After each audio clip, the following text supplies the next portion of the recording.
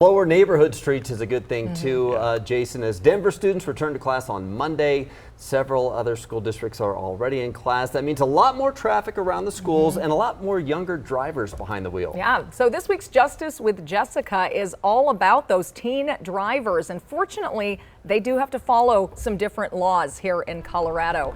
Jessica, tell us about that.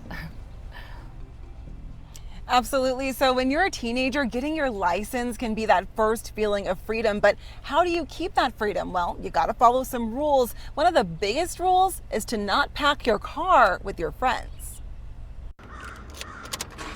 When you're a new driver, starting your car can feel like you're really starting your life. I mean, if I had my license, I'd like to drive up into the mountains and go hiking by myself. That'd be nice. Sophia Tanner is learning the rules of the road before she heads off to college. Charles LaMonica at Mile High Driver Training is making sure she's road ready.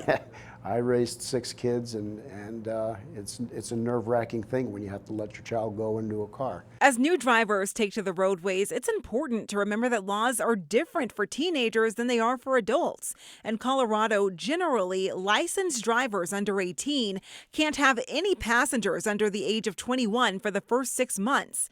In the next 6 months, they can have only 1 passenger under 21.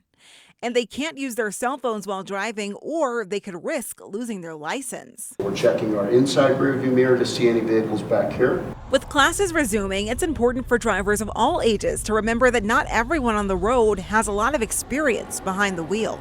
I find it really difficult to change lanes because I'm never totally positive if it's safe to go. So that's something I'd like to work on. Most of them are very excited, but you get a mixed crowd. Some of them truly aren't ready yet. And then you get the ones that are all about learning and getting out there and doing it. Teens with a permit have to have an instructor or parents in the car with them. LaMonica says that adult should be ready to help support the young driver. And work with them heavily during that first year with a permit, because let's face it, once they get a license, a parent's not going to be in the car with them, so we have to prepare them for what they're about to do.